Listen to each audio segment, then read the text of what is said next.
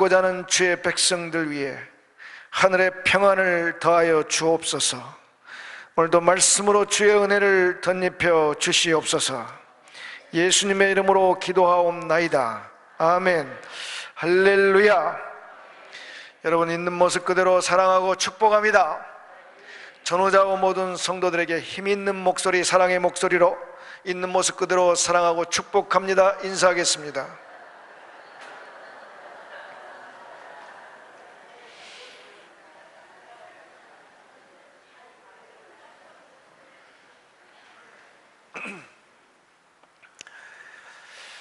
출애굽 사건은 매우 유명한 사건입니다.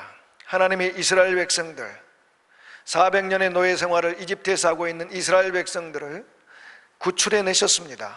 모세를 보내서 구출해냈죠. 하나님께서 그 이스라엘 백성들을 보내지 않으려고는 이집트에, 애굽에 재앙을 내리셨습니다. 10가지 재앙을 내렸죠. 마지막 재앙이 바로 이집트에 있는 장자들을 죽이는 그런 재앙, 심판이었습니다. 애굽왕 바로의 장자부터 시작해서 감옥에 있는 제수의 장자, 사람의 장자뿐만 아니라 짐승의, 그 애굽 땅에 있는 짐승의 첫 새끼까지 다 죽이셨습니다. 그 10번째 재앙을 내리시던 날 밤에 이스라엘 백성들은 모세의 인도함을 받아 애굽을 탈출했습니다. 근데 그 탈출하는 날 저녁 식사에 대해서 하나님이 특별한 명령을 내렸습니다. 아무거나 먹지 말라는 거죠. 반드시 어린 양을 잡아라. 그래서 그 어린 양을 잡아서 먹고, 그리고 그 피를 대문 좌우 기둥에 발라라. 여러분, 아무 음식이나 먹으면 어떻습니까? 그렇죠? 배를 든든히 하고 새 힘을 얻어 출발하면 되는데, 하나님께서 아무 음식이 안 되는 거예요. 어린 양을 잡아야 돼요. 궁금하잖아요. 왜 어린 양을 잡아야 되는가? 그리고 피를 대문 기둥에 발라라. 우리는 좀 이 질문에 대한 이 해답을 알아보겠습니다. 그 해답을 알아볼 때 먼저 그 당시, 그 출애굽할 당시에 이스라엘 백성들이 발랐던 피, 그리고 어린 양의 피와 그 살에 대한 의미를 좀 보겠습니다. 먼저 피, 어린 양 잡았잖아요. 그 피를 좌우 대문에 발랐습니다. 발린 이유가 그거잖아요. 하나님이 심판의 천사를 보냈습니다. 애굽에 있는 모든 사람들과 짐승의 장자를 죽여라. 그 심판의 천사들이 애굽 땅을 다닐 때에 그냥 지나가는 집이 있었죠. 바로 어린 양의 피를 대문 기둥에 바른 집이었습니다. 그러니까 그 당시, 그 출애굽할 당시에 어린 양의 피는 뭘 이야기합니까? 무슨 의미입니까? 보호입니다. 보호. 안전을 보호해 주는 거죠. 하나님의 심판, 하나님의 저주, 그 죽음으로부터 안전을 보호해 주는 그런 의미인 겁니다. 살은 뭡니까? 어린 양의 살. 그 살을 먹고 이스라엘 백성들이 힘을 얻었습니다. 그런데 하나님이 지정해 주시는 어린 양의 살을 먹으라고 그랬습니다. 즉 하나님이 공급하시는 힘을 얻으라는 거죠.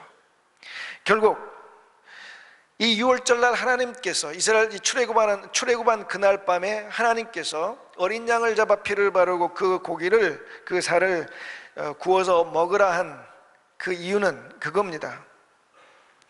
지금까지는 너희가 너희 힘과 노력으로 살았지만 이제부터는 하나님이 주시는 능력과 은혜로 살라는 겁니다. 따라합시다. 지금까지는 너희의 힘과 노력으로 살았지만 지금부터는 하나님이 주시는 능력과 은혜로 살아라. 아멘. 여러분, 우리는 출애굽, 이스라엘 백성들의 출애굽을 이렇게 생각합니다. 출애굽이라는 것은 이집트 땅에 살던 그 사람들이 거주하는, 사는 장소를 바꿔서 어디로 가는 거예요?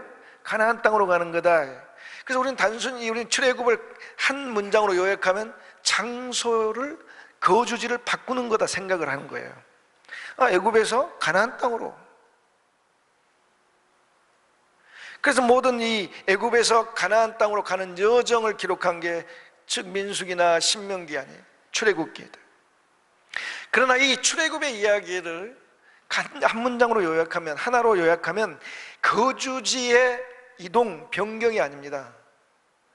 뭐냐면 삶의 방식을 변경하는 겁니다. 삶의 방식. 지금까지는 내 힘과 노력으로 살았지만 지금부터는 너희들이 하나님이 주시는 은혜와 능력으로 살라는 거예요. 그래서 지금까지는 너희들의 인생, 너희들의 안전과 생존을 너희가 책임졌지만 지금부터는 너희들의 인생, 너희들의 안전과 너희들의 생존, 너희들의 인생을 누가 책임진다는 겁니까? 하나님이 책임진다는 거죠. 하나님이.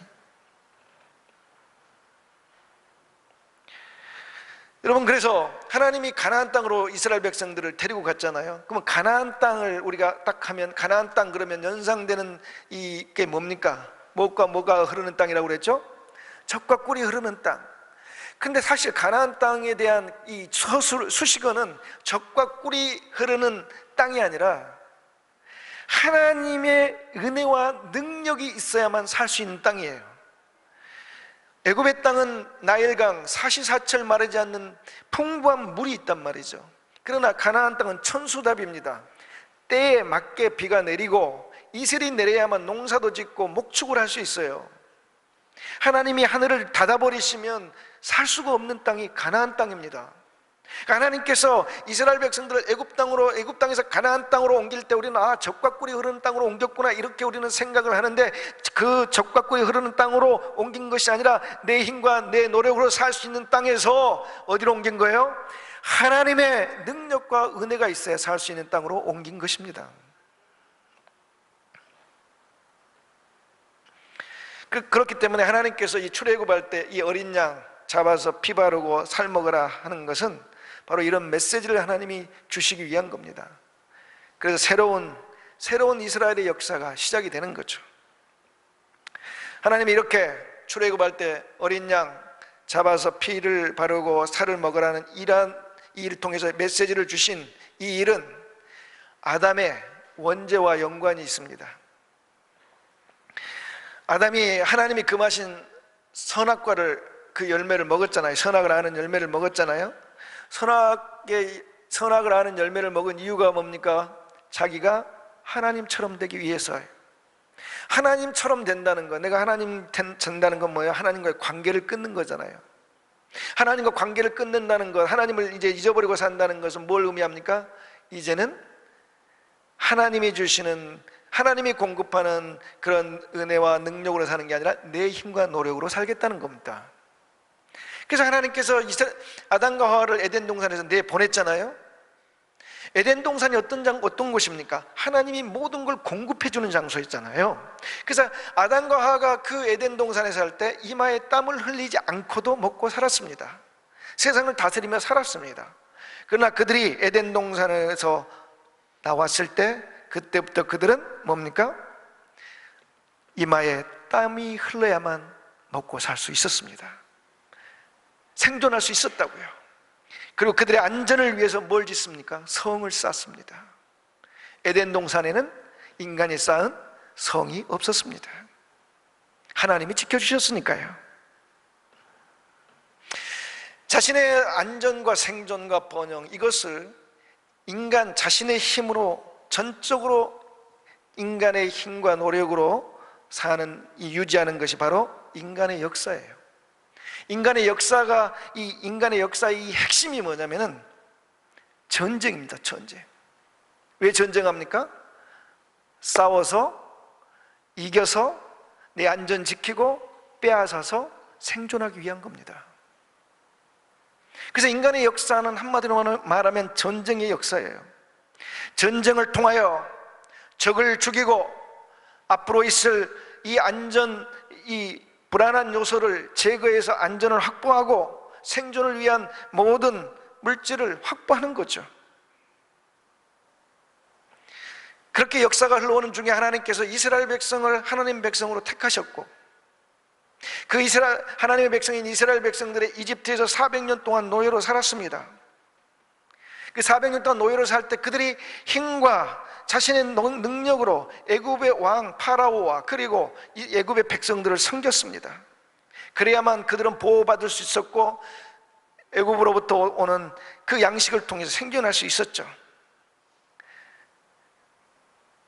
그들이 번성은 했습니다. 그러나 힘과 노력을 다해 최선을 다해 에집트 왕과 에집트 백성들을 섬겼지만 고통이 날로 심해졌습니다. 죽을 지경이었습니다. 자신들의 힘과 노력으로 더 이상 안전을 지킬 수 없고 생존을 확보할 수 없습니다. 그때 그들이 뭘 했습니까? 하나님께 부르짖었습니다. 여호와여, 우리를 불쌍히 여겨주십시오. 하나님이 그 기도를 들으셨고 그들의 조상 아브라함과 이삭과 야곱에게 했던 약속대로 그들을 구원하기로 작정하셨습니다. 모세 보내셨죠. 그래 출애굽한 그날 하나님이 단순히 고생하는 그 애굽 땅에서 이제 나와서 고생 끝, 행복 시작, 이게 아니었습니다. 그 마지막, 그 출발하는 그 마지막 날, 애굽의 생활 마지막 날, 하나님이 이스라엘 백성들에게 각인시킨 메시지, 어린 양의 피와 어린 양의 살을 먹는 이 일을 통해서 하나님이 주신 메시지, 그게 뭐였습니까? 따라합시다. 너희의 안전과 생존은 이제부터 내가 책임진다. 할렐루야.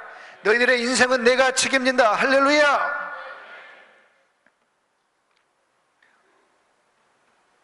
하나님께서 이 메시지를 당시에 출애굽한 사람들, 그 세대에게만 기억시키거나 각인시킨 게 아니고 다가오는 모든 후세들, 그 후세들에게, 이스라엘 자손들에게도 이 메시지를 기억시키고 각인시켰습니다. 그래서 기억시키고 각인시키기 위해서 하나님이 이스라엘 백성들에게 주신 절기가 있었는데 그 절기가 무슨 절이죠? 시작! 유월절이란 말이에요. 유월절. 심판의 천사들이 애굽 땅을 두루다니며 바로의 장자부터 시작해서 짐승의 첫 새끼까지 심판하던 그날 밤에 천사들이 어린 양의 피가 발려진 그 집을 넘어갔다, 담을 넘어갔다. 그래서 유월절이라 그랬습니다. 하나님께서 그 유월절을 이스라엘의 달력의 첫째 달, 정월, 우리나라 말로 1월, 정월로 정한 거죠. 그 한 해 시작을 할 때 하나님께서 이스라엘 백성들에게 이 유월절을 지키게 했습니다. 이 유월절을 지키면서 이스라엘 백성들이 반드시 먹어야 될 음식이 뭐였습니까? 어린 양이었다.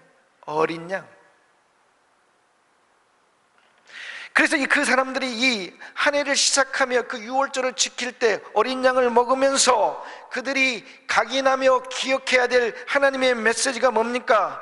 우리들의 안전, 우리들의 생존, 우리들의 번성, 우리의 인생 여호와께서 책임지신다는 거예요.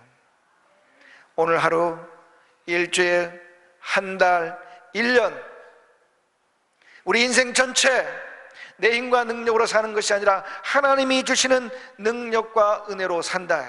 할렐루야. 그 이스라엘 백성들이 이제 그러고 한 해를 시작합니다. 첫째 달은 그게 각인이 돼서 막 감격스러워요. 맞아, 하나님이 우리 인생을 책임지셔. 둘째 달, 셋째 달, 넷째 달 쭉쭉 가면서 그 기억이 점점 희미해집니다. 연말쯤 가면 자기 힘으로 살고 있어요. 자기 능력으로 살고 있어요. 애를 쓰며 살아요. 힘들고 어렵고. 그러다 새해가 돌아옵니다. 새해가 돌아오면 어김없이 반드시 또 지켜야 될 절기가 뭡니까? 시작! 유월절이란 말이죠. 그날 무슨 고기를 먹어야 돼요? 양고기, 어린 양고기. 그걸 먹으면서 다시 생각하는 겁니다. 기억하는 겁니다. 우리의 안전과 생존, 우리의 인생 누가 책임진다? 시작! 여호와께서 책임지신다. 해년마다 한 해를 시작할 때 계속해서 하나님께서 유월절을 지키는 이스라엘 백성과 자손들에게 대대에 흘러가는 그 자손들에게 하나님이 각인시키고 기억시킨 것,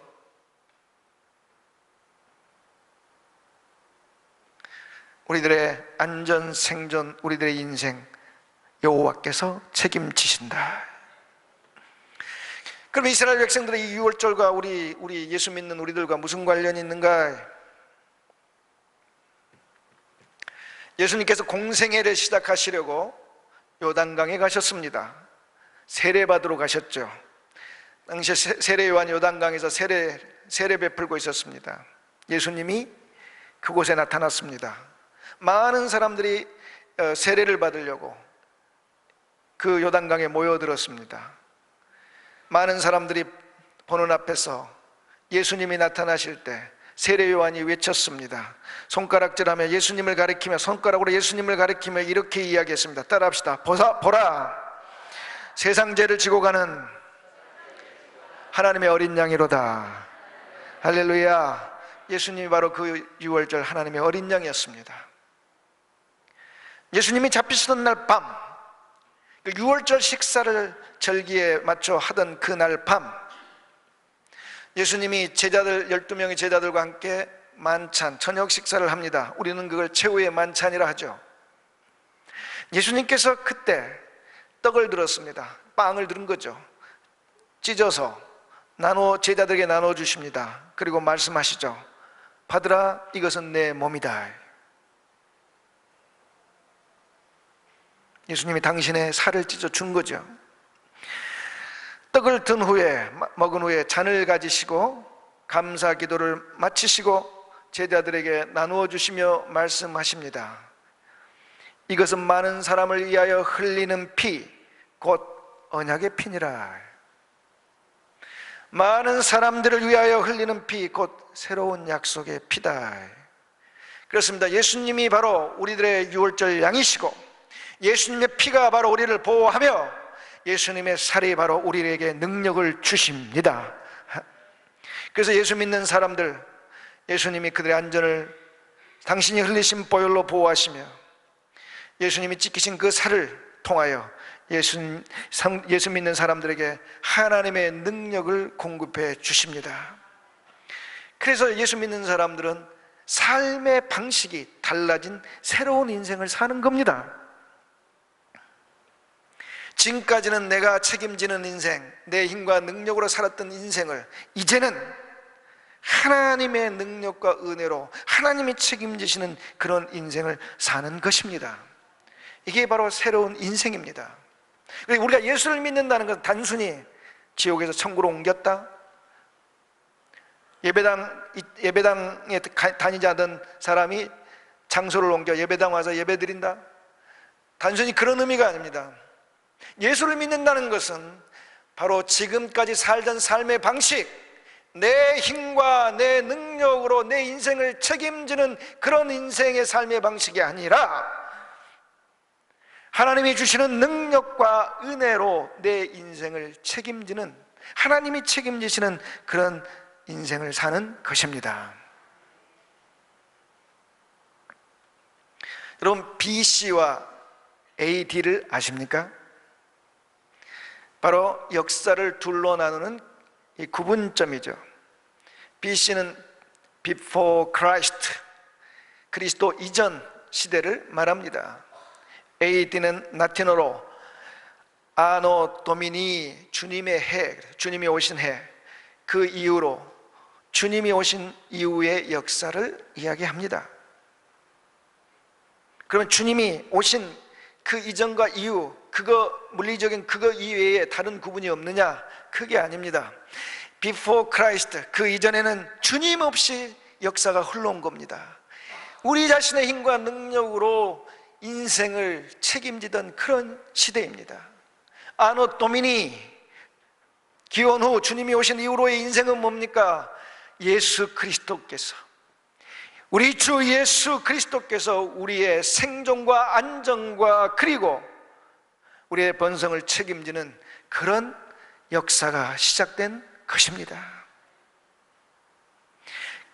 이런 인류의 역사의 이런 구분도 그렇지만 우리 개인의 인생도 마찬가지입니다. 개인의 인생도 BC와 AD로 나뉘어야 합니다.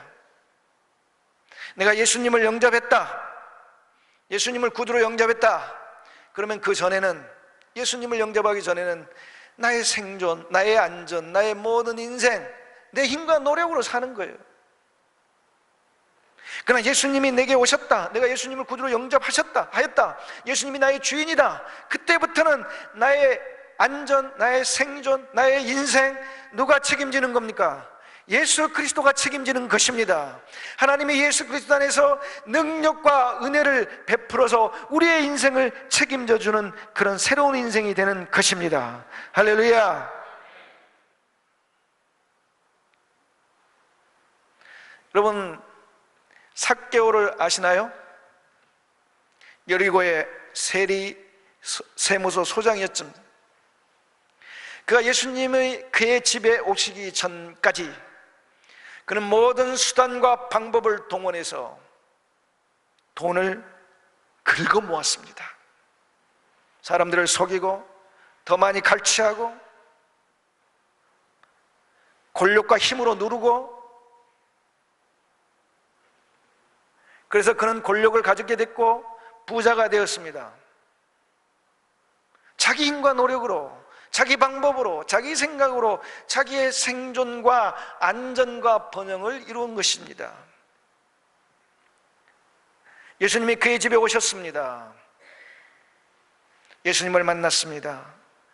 그가 일어나 말합니다. 주님, 내가 빼앗은 것이 있으면 4배를 갖고 내 재산 절반을 가난한 사람에게 주겠습니다. 왜 주고 갖고 합니까? 믿음이 생긴 겁니다. 새로운 인생의 방식을 산 겁니다. 지금까지는 내 힘과 노력으로 살았지만 이제는 주님이 주시는 은혜와 능력으로 살겠습니다. 자신이 사는 삶의 방식을 버린 겁니다. 이게 바로 새로운 인생입니다.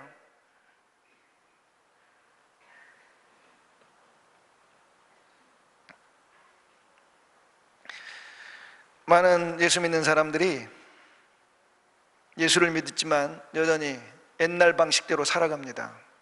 옛날 인생, BC의 인생, Before Christ 인생을 살아가요. 기원전의 인생. 예수를 믿으면서도 여전히 기원전 인생을 사는 성도들, AD 인생, 하나님이 책임지시는 인생을 살려면 할 일이 있습니다. 예수님의 보혈을 발라야 하고 예수님의 살을 먹어야 합니다. 출애굽할 때 이스라엘 백성들은 어린 양을 잡아서 그 고기를 먹고 그 피를 좌우 대문 기둥에 발랐습니다. 고기를 먹고 피를 바르지 않았다면 그들은 심판을 받았을 것이고 형벌을 받았을 겁니다. 그러므로 우리는 피를 바르고 고기를 먹어야 심판을 면하고 힘을 얻어 가면서 하늘이 열려 만나가 내리고 바위가 쪼개져서 그곳에서 물이 나오고 홍해가 열리고 요단이 멈추고 그러한 하나님의 역사를 경험할 수 있게 되는 것입니다. 그러면 우리가 어떻게 해야 예수님의 피를 출애굽할 당시 백성들처럼 바르고 그 고기를 먹을 수 있는 걸까요? 그것은 바로 우리가 말로 하는 겁니다. 말로 예수님의 보혈을 바르고 말로 예수님의 살을 먹는 겁니다. 말로 바른다는 것은 이겁니다. 우리들의 문제가 있는 곳, 하나님의 보호가 필요한 곳, 그곳에 우리의 말로 예수님의 보혈을 바르는 겁니다. 저는 그래서 가끔 이런 기도를 합니다. 주님, 우리 교회 세봉천 교회 터와 건물 주 예수의 보혈을 바르고 주 예수의 보혈로 덮습니다. 하나님의 능력이, 하나님의 은혜가 우리 교회를 보호하옵소서. 악한 사탄 마귀의 공격이, 어떠한 세력이 영향을 미치지 못하도록 주의 보혈로 우리를 보호하여 주옵소서. 저 개인의 일도 마찬가지입니다. 저희는 개인의 어떤 일들, 내 힘으로 할 수 없는, 책임질 수 없는 일들, 내 능력으로 안 되는 일에마다 주님의 보혈을 이곳에 바릅니다. 이 일에 바르고 이 일로, 이 보혈로, 주님의 보혈로 이 일을 덮사오니 주님의 능력으로 이 일이 안전하게 하여 주옵소서.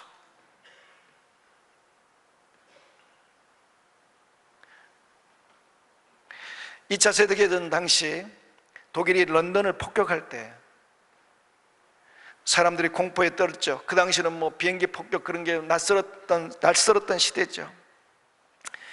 근데 어느 한 목사님이 계십니다. 그 십자가의 은혜에 매우 깊이 은혜 받았던 목사님, 밤마다 두려움에 떨고 있는 그 가족들을 위해, 그 가족들과 함께 예배드리면서 예수님의 보혈을, 하나님 예수님의 보혈을 우리 집 덮습니다. 너무 놀라운 것은 그런 간증을 써놨습니다. 주변의 집들에 폭격을 맞아 피해를 보는데 보혈로 덮은 그곳에 하나님이 전쟁이 끝날 때까지 안전하게 보호해 주시더라는 겁니다. 사랑하는 성도 여러분, 주 예수의 보혈은 우리의 안전을 책임져주는 하나님의 능력의 보혈인 줄 믿습니다.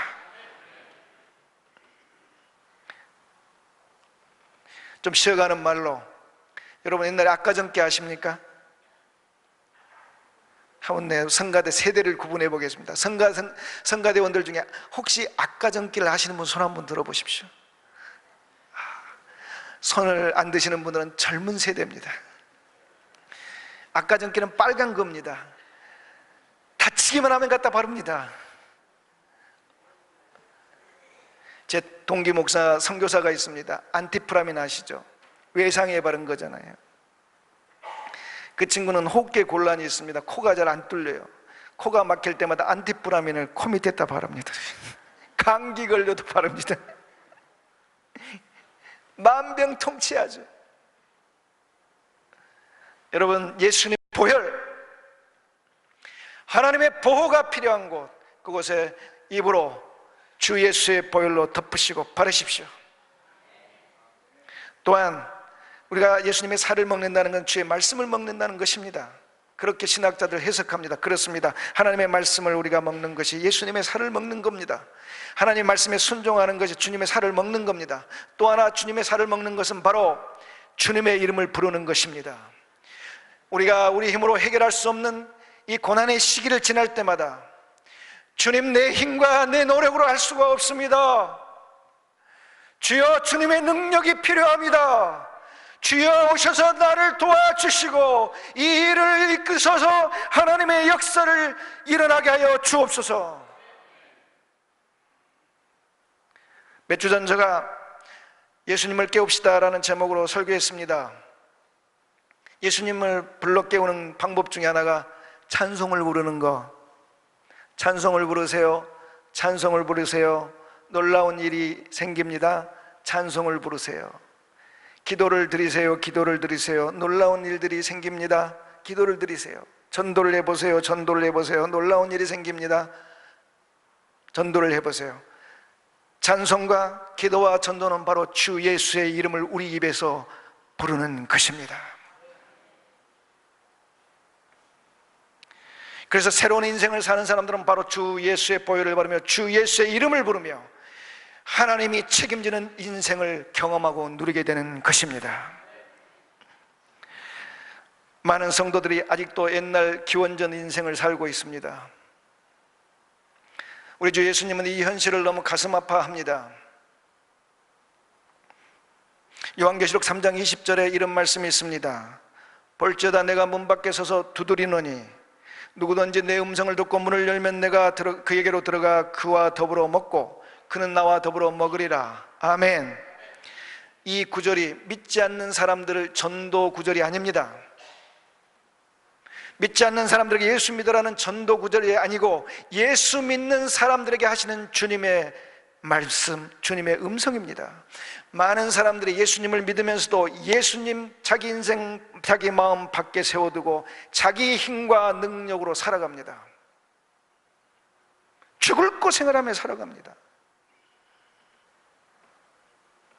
주님은 그런 우리를 보시고 긍휼히 여기고 불쌍히 여기십니다. 그래서 주님이 말씀하십니다. 새로운 인생을 살아라. 내가 너희들에게 오지 않았니? 너의 힘과 능력이 아니라 나의 능력과 나의 은혜로 살아라.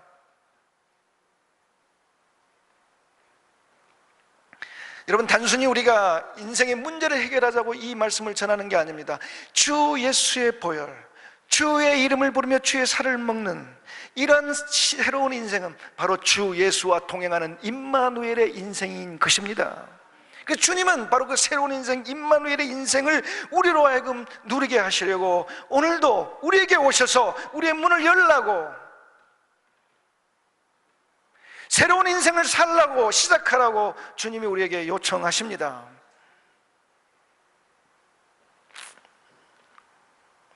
여러분, 사는 게 힘이 드십니까?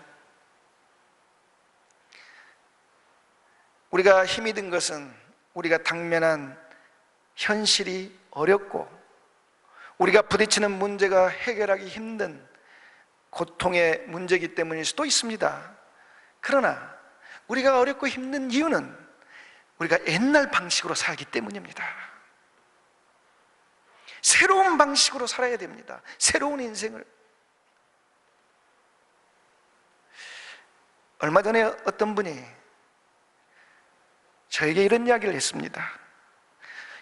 목사님 오는 걸 쭉 지켜보니까 목사님 모든 세상의 근심 걱정 다 지고 혼자 지고 가는 것 같다고 저한테 그랬습니다. 몇 시간 지나서 또 어떤 분이 저를 보고 토시 하나 안 틀리고 똑같이 그렇게 이야기했습니다. 토시 하나 안 틀리고. 그날 밤 제가 잠들기 전에 혼자 고민하면서 그 말을 생각했습니다. 그때 제 마음 감동이 그거였습니다. 하나님의 음성이었습니다. 하나님께서 주님의 음성을 시간차를 두고 토시 하나 틀리지 않는 그 말을 가지고 제게 이야기해 주었습니다. 그러면서 제 마음에 들리는 주님의 음성이 이거였습니다. 내가 해결하는데 왜 너가 걱정하냐? 내가 해결하겠다. 걱정하지 마라. 내가 해결하겠다. 걱정하지 마라.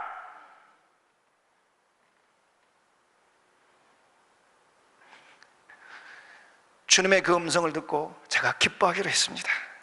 그래서 제가 썼습니다. 주님, 내 마음 단단한 강철, 내 얼굴은 활짝 웃는 해바라기, 내 두 어깨는 우뚝 솟은 히말라야, 내 걸음은 부드러운 산들바람 같게 하옵소서. 제 얼굴이 활짝 웃는 해바라기 같습니까? 문제는 제 얼굴이 동그랗지 않고 네모지다는 것입니다. 사랑하는 성도 여러분, 저는 하나님이 손을 들었을 때 일어난 일들을 저는 저 인생 가운데 많이 지켜봤습니다. 새로운 인생을 사는 사람들, 하나님이 그의 안전과 생존과 인생을 책임지는 그런 새로운 인생을 사는 사람들, 주의 보혈을 의지하고 주의 이름을 부르며 주의 살을 먹고 살아가는 주의 백성들, 그들은 하나님이 하시는 기적의 역사를 경험하며 누리게 살게 됩니다.